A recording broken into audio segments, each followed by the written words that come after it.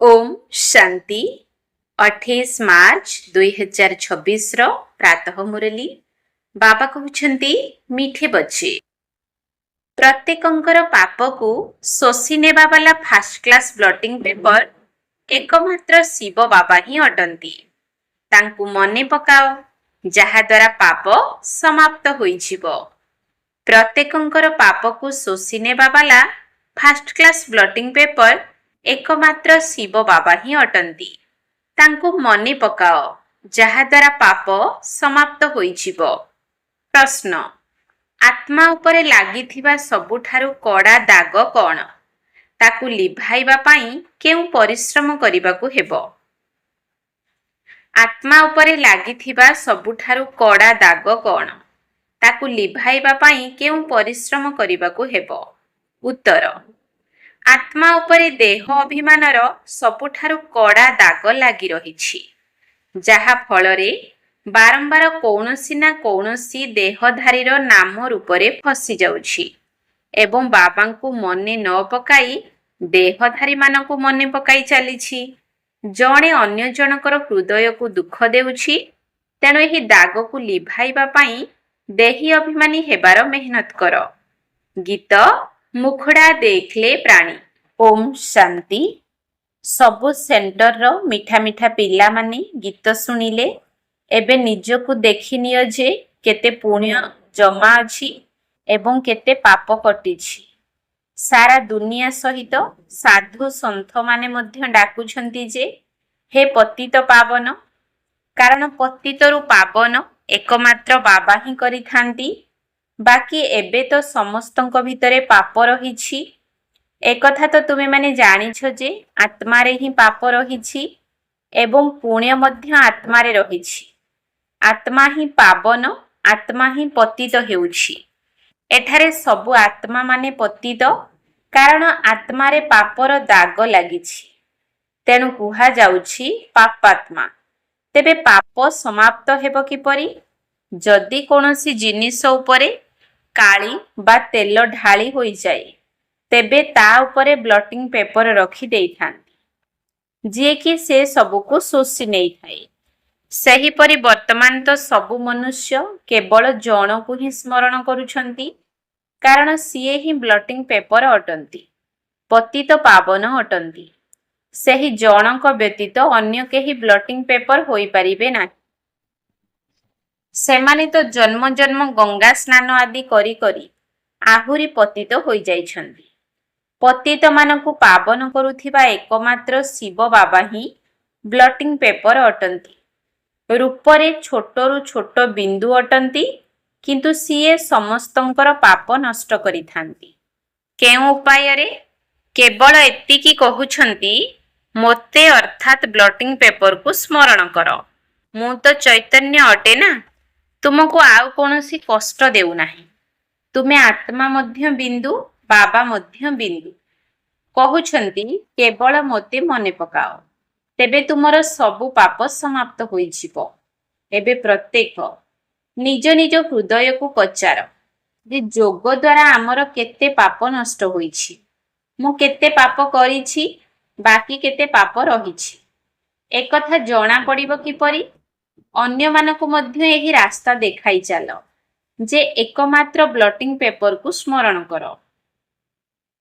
समस्तंको एही राय देबा भल कथा ना, किंतु आश्चर्यर कथा हेला जहांकु राय देई थांती सेमाने बाबांकु स्मरण करिबाकु लागि पड़िथांती, एवं जे राय दियंती सेमाने बाबांकु स्मरण करंती नाही। सेथिपाई तांकर पाप कटि न थाए। पतित पावन तो जनकु ही कुहा जाउछि। पाप तो अनेक प्रकारर रहिछि। काम विकारर पाप, देह अभिमानर प्रथम नंबर पाप, जहा कि सबुठारु खराब अटे। एबे बाबा कहुछंती देही अभिमानी हुओ। जेते जेते मते मने पकाइबो, तुम भितरे जेउ खाद चढ़िछि ताहा भस्म होइजिबो। तेणु निजे जोगयुक्त होई रहिबाकु हेबो एवं अन्य मानकु मध्य रास्ता बताइबाकु हेबो। जेते अन्य मानकु बुझाइबो सेते तुमर मध्य कल्याण हेबो। तेणु एही धंदारे लागि जाओ। अन्य मानकु मध्य एही कथा बुझाइबाकु हेबो जे ବାବାଙ୍କୁ ସ୍ମରଣ କରିଲେ ତୁମେ ପୁଣ୍ୟ ଆତ୍ମା ହୋଇଯିବ। ତୁମର କାମ ହେଲା ଅନ୍ୟମାନଙ୍କୁ ଏହି କଥା ଜଣାଅ ଯେ ପତିତ ପାବନ ଜଣେ ହିଁ ଅଟନ୍ତି। ଯଦିଓ ତୁମେ ଜ୍ଞାନ ନଦୀମାନେ ଅନେକ ଅଛ, କିନ୍ତୁ ତୁମେମାନେ ସମସ୍ତଙ୍କୁ କହୁଛ ଯେ ଜଣକୁ ହିଁ ସ୍ମରଣ କର। ସେହି ଜଣେ ହିଁ ପତିତ ପାବନ ଅଟନ୍ତି। ତାଙ୍କର ବହୁତ ମହିମା ରହିଛି। ଜ୍ଞାନର ସାଗର ମଧ୍ୟ ସେ ହିଁ ଅଟନ୍ତି। ସେହି ଜଣେ ବାବାଙ୍କୁ ସ୍ମରଣ କରିବା ଏବଂ ଦେହୀ ଅଭିମାନୀ ହୋଇ ରହିବା, ଏହି ଗୋଟିଏ କଥା ହିଁ କଷ୍ଟକର ଅଟେ। ବାବା କେବଳ ତୁମ ପାଇଁ କହୁନାହାନ୍ତି। ତାଙ୍କ ଦୃଷ୍ଟିରେ ତ ସବୁ ସେଣ୍ଟରର ସନ୍ତାନମାନେ ଅଛନ୍ତି। ବାବା ତ ସମସ୍ତଙ୍କୁ ଦେଖୁଛନ୍ତି ନା। ଯେଉଁଠାରେ ଭଲ ଭଲ ସେବାଧାରୀ ପିଲାମାନେ ରହୁଛନ୍ତି, ତାହା ଶିବ ବାବାଙ୍କର ବଗିଚା ଅଟେ ନା। ଯେଉଁଠି ସୁନ୍ଦର ବଗିଚା ହୋଇଥିବ, ତାକୁ ହିଁ ବାବା ମନେ ପକାଇବେ। ଯଦି କୌଣସି ଧନୀ ବ୍ୟକ୍ତିଙ୍କର 4-5ଟି ପିଲା ଥିବେ, ତାଙ୍କ ଭିତରୁ ଯିଏ ବଡ଼ ପୁଅ ହୋଇଥିବ, ତାକୁ ହିଁ ସିଏ ମନେ ପକାଇବେ। ଫୁଲ ମଧ୍ୟ ବିଭିନ୍ନ ପ୍ରକାରର ଥାଏ ନା। ବାବା ମଧ୍ୟ ନିଜର ବଡ଼ ବଡ଼ ବଗିଚା ଅର୍ଥାତ୍ ବଡ଼ ବଡ଼ ସେଣ୍ଟର ଗୁଡ଼ିକୁ ସ୍ମରଣ କରୁଛନ୍ତି। କାହାକୁ ବି ରାସ୍ତା ବତାଇବା ବହୁତ ସହଜ। କେବଳ ଏତିକି କହିବାକୁ ହେବ ଯେ ଶିବ ବାବାଙ୍କୁ ସ୍ମରଣ କର। ସିଏ ହିଁ ପତିତ ପାବନ ଅଟନ୍ତି। ସେ ନିଜେ କହୁଛନ୍ତି, ମୋତେ ମନେ ପକାଇଲେ ତୁମର ପାପ ଭସ୍ମ ହୋଇଯିବ। ସିଏ ସାରା ଦୁନିଆ ପାଇଁ କେତେ ଫାଷ୍ଟ କ୍ଲାସ ବ୍ଲଟିଂ ପେପର ଅଟନ୍ତି। ସମସ୍ତେ ତାଙ୍କୁ ହିଁ ସ୍ମରଣ କରୁଛନ୍ତି। କାହାକୁ ବି ରାସ୍ତା ବତାଇବା କେତେ ସହଜ। କେବଳ ଏତିକି କହିବାକୁ ହେବ ଯେ ଶିବ ବାବାଙ୍କୁ ସ୍ମରଣ କର। ବାବା ହିଁ ଏହି ଉପାୟ ବତାଇଛନ୍ତି ଯେ ମୋତେ ସ୍ମରଣ କରିବା ଦ୍ୱାରା ତୁମ ଉପରେ ଯେଉଁ ଦେହ ଅଭିମାନର ଦାଗ ଲାଗିଛି ତାହା ଲିଭିଯିବ। ଦେହୀ ଅଭିମାନୀ ହେବାରେ ହିଁ ମେହନତ ରହିଛି। ବାବାଙ୍କୁ କେହି ସତ୍ୟ କଥା ଶୁଣାଉନାହାନ୍ତି। କେହି କେହି ଚାର୍ଟ ଲେଖି ମଧ୍ୟ ପଠାଉଛନ୍ତି, ପୁଣି ଥକି ଯାଉଛନ୍ତି। ଏହା ବହୁତ ଉଚ୍ଚ ଲକ୍ଷ୍ୟ ଅଟେ, କିନ୍ତୁ ମାୟା ନିଶାକୁ ଏକଦମ ସମାପ୍ତ କରିଦେଉଛି। ସେଥିପାଇଁ ଚାର୍ଟ ଲେଖିବା ମଧ୍ୟ ଛାଡ଼ି ଦେଉଛନ୍ତି। ଅଧା କଳ୍ପର ଦେହ ଅଭିମାନ ରହିଛି, ଯାହାକି ଛାଡ଼ି ହେଉନାହିଁ। ବାବା କହୁଛନ୍ତି କେବଳ ଏହି ଧନ୍ଦା କରିଚାଲ। ବାବାଙ୍କୁ ସ୍ମରଣ କର ଏବଂ ଅନ୍ୟମାନଙ୍କୁ କରାଅ। ବାସ୍, ଏହା ହେଉଛି ସବୁଠାରୁ ଶ୍ରେଷ୍ଠ କର୍ମ। ଯିଏ ନିଜେ ବାବାଙ୍କୁ ସ୍ମରଣ କରୁନାହାନ୍ତି, ସେ ଏହି ଧନ୍ଦା କରିବେ ହିଁ ନାହିଁ। ବାବାଙ୍କର ସ୍ମୃତି, ଏହା ହିଁ ଯୋଗ ଅଗ୍ନି ଅଟେ, ଯାହାଦ୍ୱାରା ପାପ ଭସ୍ମ ହେବ। ସେଥିପାଇଁ ବାବା ପଚାରିଥାନ୍ତି, କେତେ ପାପ ଭସ୍ମ ହୋଇଛି? ଯେତେ ବାବାଙ୍କୁ ସ୍ମରଣ କରିବ, ସେତେ ଖୁସିର ପାରଦ ଚଢ଼ିବ। ପ୍ରତ୍ୟେକଙ୍କ ହୃଦୟକୁ ଜାଣିପାରିବ। ଅନ୍ୟମାନଙ୍କ ସ୍ଥିତିକୁ ମଧ୍ୟ ତାଙ୍କର ସେବା ଆଧାରରେ ଜାଣିପାରିବ। ସେମାନେ ଅନ୍ୟମାନଙ୍କୁ ମଧ୍ୟ ରାସ୍ତା ବତାଉଛନ୍ତି। ବାବାଙ୍କୁ ମନେ ପକାଅ। ସେ ହିଁ ପତିତ ପାବନ ଅଟନ୍ତି। ଏହି ଦୁନିଆ ହେଉଛି ପତିତ ତମୋ ପ୍ରଧାନ ଦୁନିଆ। ଏଠାରେ ସମସ୍ତ ଆତ୍ମା ଏବଂ ଶରୀର ଉଭୟ ତମୋ ପ୍ରଧାନ ଅଟେ। ଏବେ ସମସ୍ତଙ୍କୁ ଘରକୁ ଫେରି ଯିବାକୁ ହେବ। ସେଠାରେ ସମସ୍ତ ଆତ୍ମାମାନେ ପବିତ୍ର ଥାଆନ୍ତି। ତେଣୁ ସବୁ ଆତ୍ମା ପବିତ୍ର ହେଲେ ଯାଇ ଘରକୁ ଯିବେ। ଅନ୍ୟମାନଙ୍କୁ ମଧ୍ୟ ଏହି ରାସ୍ତା ଦେଖାଇବା ଦରକାର। ବାବା ଉପାୟ ତ ବହୁତ ସହଜ ବତାଉଛନ୍ତି। ଶିବ ବାବାଙ୍କୁ ସ୍ମରଣ କର।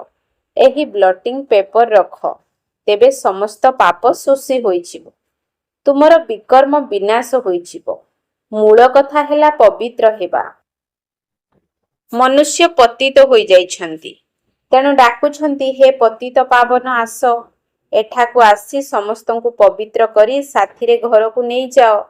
ଏକଥା ମଧ୍ୟ ଲେଖା ହୋଇଛି ଯେ ଭଗବାନ ସମସ୍ତ ଆତ୍ମାମାନଙ୍କୁ ପବିତ୍ର କରି ସାଥିରେ ନେଇଯାଇଥାନ୍ତି। ପୁଣି କେହି ପତିତ ଆତ୍ମା ଏଠାରେ ରହନ୍ତି ନାହିଁ।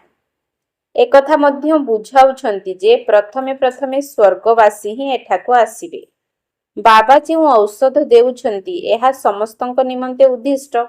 ଯିଏ ବି ତୁମମାନଙ୍କ ସହିତ ମିଶୁଛନ୍ତି, ସମସ୍ତଙ୍କୁ ଏହି ଔଷଧ ଦେବା ଉଚିତ।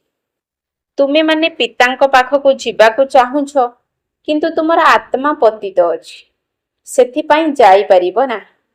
ପ୍ରଥମେ ପବିତ୍ର ହେବାକୁ ପଡ଼ିବ, ତେବେ ଯାଇ ବାବାଙ୍କ ପାଖକୁ ଯାଇପାରିବ। ବାବା କହୁଛନ୍ତି, ହେ ଆତ୍ମାମାନେ ମୋତେ ମନେ ପକାଅ, ତେବେ ମୁଁ ସାଥିରେ ନେଇଯିବି। ପୁଣି ସେଠାରୁ ତୁମକୁ ସୁଖର ଦୁନିଆକୁ ନେଇଯିବି। ପୁଣି ଯେତେବେଳେ ଦୁନିଆ ପୁରୁଣା ହୋଇଯାଏ ସେତେବେଳେ ତୁମେ ଦୁଃଖୀ ହୋଇଥାଅ। ମୁଁ କାହାକୁ ଦୁଃଖ ଦେଇ ନଥାଏ। ନିଜେ ନିଜକୁ ଦେଖ, ମୁଁ ବାବାଙ୍କୁ ସ୍ମରଣ କରୁଛି।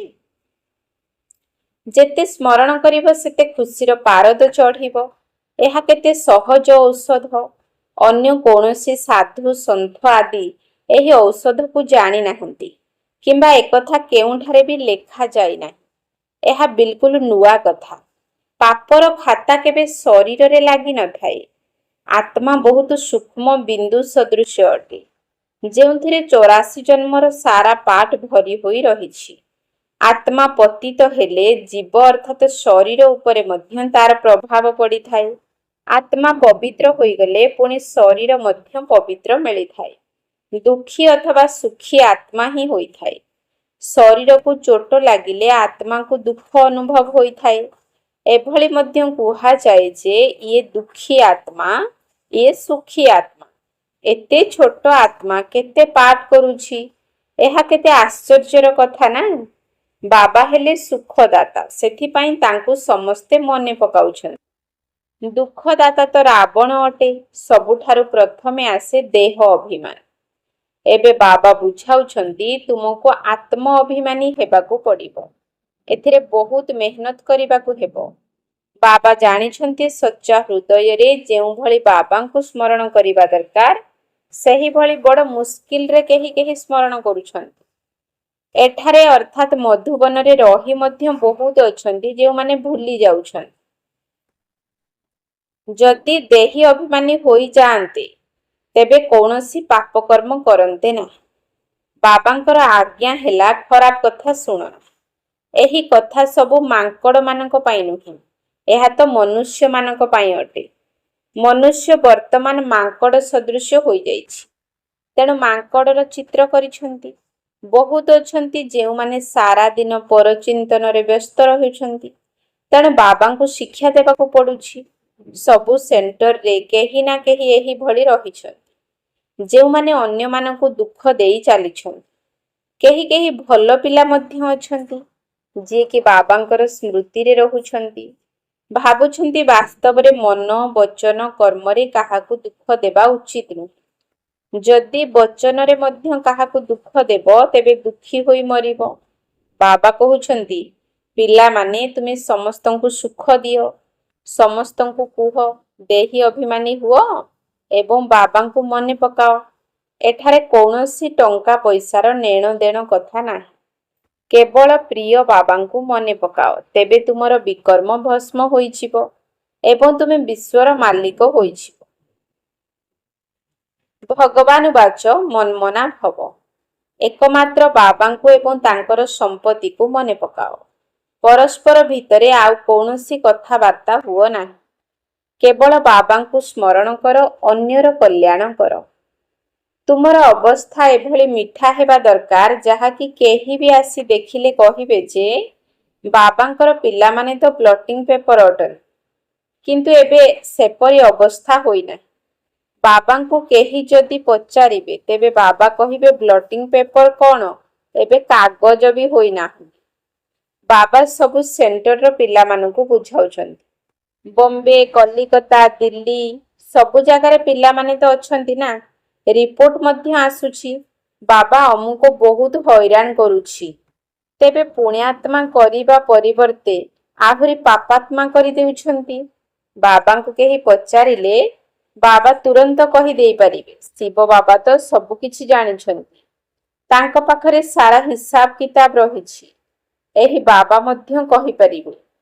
ଚେହେରାରୁ ହିଁ ସବୁ କିଛି ଜଣା ପଡ଼ିଯାଏ। ଏ ବାବାଙ୍କର ସ୍ମୃତିରେ ମସ୍ତ ଅଛନ୍ତି। ଏହାଙ୍କର ଚେହେରା ହିଁ ଖୁସିବାସିଆ, ଦେବତାଙ୍କ ଭଳି ଅଟେ। ଆତ୍ମା ଖୁସି ଥିଲେ ଶରୀର ମଧ୍ୟ ଖୁସିବାସିଆ ଦେଖାଯିବ। ଶରୀରକୁ ଦୁଃଖ ମିଳିଲେ ଆତ୍ମାକୁ ଦୁଃଖର ଅନୁଭବ ହୋଇଥାଏ। ତେବେ ଗୋଟିଏ କଥା ସମସ୍ତଙ୍କୁ ଶୁଣାଇ ଚାଲ। ଶିବ ବାବା କହୁଛନ୍ତି ମୋତେ ମନେ ପକାଅ, ତେବେ ତୁମର ବିକର୍ମ ବିନାଶ ହୋଇଯିବ। ସେମାନେ ଲେଖି ଦେଇଛନ୍ତି ଶ୍ରୀକୃଷ୍ଣ ଭଗବାନ ଉବାଚ। ତେବେ ଶ୍ରୀକୃଷ୍ଣଙ୍କୁ ତ ଅନେକ ମନେ ପକାଉଛନ୍ତି, କିନ୍ତୁ ପାପ ତ କଟୁ ନାହିଁ, ବରଂ ଆହୁରି ପତିତ ହୋଇଯାଉଛନ୍ତି। एकथा काहाकू जणा ही नाही जे स्मरण काहाकू करिबा दरकार परमात्मांकर रूप कौन। जदि सर्वव्यापी भी कहिबा तेबे भी जेपरि आत्मा बिंदु तारका सदृश अटे सेही भली परमात्मा मध्य तारका सदृश अटंती। काहेकि ना आत्मा ही परमात्मा बोली कहि देउछंती। तेणु सही हिसाब रे परमात्मा मध्य बिंदु रूप हेले ना। तेबे सही छोट बिंदु ही ब्रह्मा को शरीर रे प्रवेश करी समस्त बिंदु मानकु कहउछंती पिला माने केवल मते मने पकाओ। से मध्य कर्मेंद्रिय द्वारा कहउछंती। कर्मेंद्रिय बिना तो आत्मा आवाज करि परिबो नाही। तुमे कहि परिबो आत्मा परमात्मा को रूप तो एका भली अटे ना। परमात्मा को बड़ लिंग बा अन्य किछि कहि परिबो नाही। बाबा कहउछंती मो मध्य तुम भली बिंदु अटे किंतु मु पतित पावन एवं तुम समस्तंकर आत्मा पतित। एहा केते सीधा कथा। तेबे तुमे माने देही अभिमानी होई मते मने पकाओ एवं अन्य मानकु मध्य एही रास्ता बताओ। मु तो केवल दुईटी अक्षर ही कहूछि मनमना भव। पुणी टिकिए विस्तार रे बुझाउछि कि ए सबु हेला शाखा प्रशाखा। प्रथमे सतो प्रधान सतो रजो तमोरे आसी थांती। पुणी पाप आत्मा हेबा द्वारा केते दाग लागि जाई थाए। सेही दाग लिभिब किपरि। सेमाने भाबुछंती गंगा स्नान द्वारा पाप धोई होई जिवो किंतु ताहा तो शरीरर स्नान अटे। आत्मा बाबांकु स्मरण करिबा द्वारा ही पावन होई परिबो जाहाकु जोगोर यात्रा कुहा जाउछि। एहा केते सहज कथा जाहाकि बाबा प्रत्येक दिन बुझाउछंती। गीतारे मध्य एही कथा उपरे जोर दिया जाउछि मनमना भव। वर्षा तो मिलिब निश्चित केवल मते मने पकाओ जहा द्वारा पाप कटि जिवो। बाबा अविनाशी ब्लटिंग पेपर अटंती ना। बाबा कहउछंती मते मने पकाइबा द्वारा तुमे पवित्र होई जाउछ। पुणी रावण पतित करि देउछि। तेबे एभली बाबांकु मने पकाइबा दरकार ना। एभली मध्य हेउछि केही केही मते स्मरण मध्य करू नाहंती। तेबे सेमानकर अवस्था कौन हेबो। बाबा बुझाउछंती पिला माने अन्य सबु कथा को छाड़ी दियो केवल गोटिए कथा मने रख देही अभिमानी हुओ एवं मते मने पकाओ। बास एक कथा तो जानिछ आत्मा गोटिए शरीर छाड़ी आउ गोटिए नहीं थाए। आत्मा ही दुख सुख भोगी थाए। केबे भी जणे अन्य जनकर हृदय को दुखी करिबा उचित नुहे। परस्पर को सुख देबा उचित। तुमर धंदा ही एहा अटे। बहुत पिला अछंती जे कि अन्य मानकु दुख देई चली छंती। परस्परर देहर स्मृति रे बांधी होई रही छंती। सारा दिन परस्पर को मने पकाई चली छंती। माया मध्य बहुत चतुर। बाबा नाम कहू नाहंती। सेथिपाई बाबा कहउछंती पिला माने देही अभिमानी हुओ। ज्ञान तो बहुत सहज किंतु जोग करिबा कष्ट। सेही ज्ञान तो पुणी भी 15-20 वर्ष पर्यंत पढ़िबा को पड़ी थाए। सेथिरे पुणी केते गुड़िए विषय थाए। एही ज्ञान तो बहुत सहज। ड्रामा को जानिबा जेपरि एक कहानी अटे। मुरली सुनाइबा कोनोसी बड़ कथा नुहे। जोग करिबा ही बहुत मुश्किल लागुछि। शेषरे बाबा पुणी कहि देउछंती ड्रामा तथापि तुमे पुरुषार्थ करि चलो बाबांकु मने पकाओ। तेणु एही जोग अग्नि द्वारा तुमर पाप भस्म हेबो। किंतु भल भल पिला माने मध्य एथिरे फेल होई जाउछन। अच्छा मीठा मीठा सिकिल धे संतान मानक प्रति माता पिता बाप दादांकर मधुर स्नेह संपन्न शुभेच्छा एवं सुप्रभात। आत्मिक पितांकर आत्मिक संतान मानकु नमस्ते। आत्मिक संतान मानकर आत्मिक बाप दादांकु नमस्ते नमस्ते नमस्ते सुप्रभात। धारणा पाई मुख्य सार 1 नंबर पॉइंट केबे भी काहार हृदय को दुखी करिवार नाही। समस्तंकु सुख देबाकु हेबो। निजे एकमात्र बाबांक स्मृति रे रहिबा सहित समस्तंकु बाबांकर स्मृति देबाकु हेबो। केबे भी काहार हृदय को दुखी करिवार नाही। समस्तंकु सुख देबाकु हेबो। ନିଜେ ଏକମାତ୍ର ବାବାଙ୍କ ସ୍ମୃତିରେ ରହିବା ସହିତ ସମସ୍ତଙ୍କୁ ବାବାଙ୍କର ସ୍ମୃତି ଦେବାକୁ ହେବ। 2 ନମ୍ବର ପଏଣ୍ଟ, ପାପର ଦାଗକୁ ଲିଭାଇବା ପାଇଁ ଦେହୀ ଅଭିମାନୀ ହୋଇ ଅବିନାଶୀ ବ୍ଲଟିଂ ପେପର ବାବାଙ୍କୁ ମନେ ପକାଇବାକୁ ହେବ। ନିଜର ଅବସ୍ଥାକୁ ଏଭଳି ମିଠା କରିବାକୁ ହେବ ଯାହାକି ଆମ ଦ୍ୱାରା ସମସ୍ତଙ୍କର କଲ୍ୟାଣ ହେଉଥିବ। ପାପର ଦାଗକୁ ଲିଭାଇବା ପାଇଁ ଦେହୀ ଅଭିମାନୀ ହୋଇ ଅବିନାଶୀ ବ୍ଲଟିଂ ପେପର ବାବାଙ୍କୁ ମନେ ପକାଇବାକୁ ହେବ। ନିଜର ଅବସ୍ଥାକୁ ଏହିଭଳି ମିଠା କରିବାକୁ ହେବ ଯାହାକି ଆମ ଦ୍ୱାରା ସମସ୍ତଙ୍କର କଲ୍ୟାଣ ହେଉଥିବ। ବରଦାନ ଅଛି, ନିଜର ଶ୍ରେଷ୍ଠତା ଦ୍ୱାରା ନବୀନତାର ପତାକା ଉଡ଼ାଉଥିବା ଶକ୍ତି ସ୍ୱରୂପ ଭବ। ନିଜର ଶ୍ରେଷ୍ଠତା ଦ୍ୱାରା ନବୀନତାର ପତାକା ଉଡ଼ାଉଥିବା ଶକ୍ତି ସ୍ୱରୂପ ଭବ।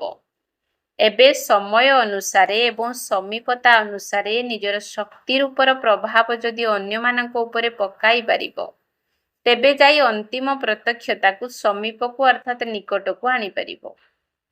ଯେପରି ସ୍ନେହ ଏବଂ ସହଯୋଗକୁ ପ୍ରତ୍ୟକ୍ଷ କରିଛ, ସେହିପରି ସେବା ରୂପକ ଦର୍ପଣ ଦ୍ୱାରା ଶକ୍ତି ରୂପର ଅନୁଭବ କରାଅ।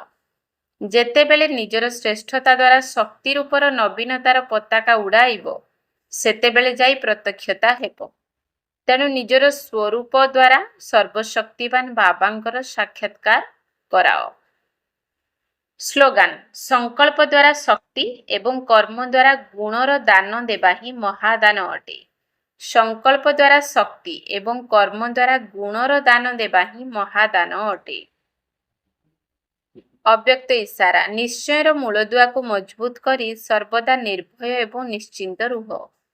ବାବାଙ୍କର ପିଲାମାନଙ୍କ ଉପରେ ସମ୍ପୂର୍ଣ୍ଣ ବିଶ୍ୱାସ ରହିଛି ଯେ ମୋର ଏହି ପିଲାମାନେ ହିଁ ବିଘ୍ନ ବିନାଶକ ଆତ୍ମା ଅଟନ୍ତି, ପୂଜ୍ୟ ଆତ୍ମା ଅଟନ୍ତି। ଏହି ପିଲାମାନେ ପିତାଙ୍କ ଠାରୁ ମଧ୍ୟ ଆଗୁଆ ଅଟନ୍ତି, ନିମିତ୍ତ ହୋଇ ସର୍ବଦା ବାବାଙ୍କୁ ନିଶ୍ଚିତ କରିବା ବାଲା ଅଟନ୍ତି। ସର୍ବଦା ଖୁସିର ଖବର ଶୁଣାଉଥିବା ସମସ୍ତେ ବିଶେଷ ଅଟନ୍ତି। ନିଜ ଉପରେ ମଧ୍ୟ ଏହିଭଳି ବିଶ୍ୱାସ ରଖି ଯଦି ସର୍ବଦା ଏହି ସ୍ମୃତି ସ୍ୱରୂପରେ ରହିବ, ତେବେ ବିଜୟୀ ହୋଇପାରିବ। ଓମ୍ ଶାନ୍ତି।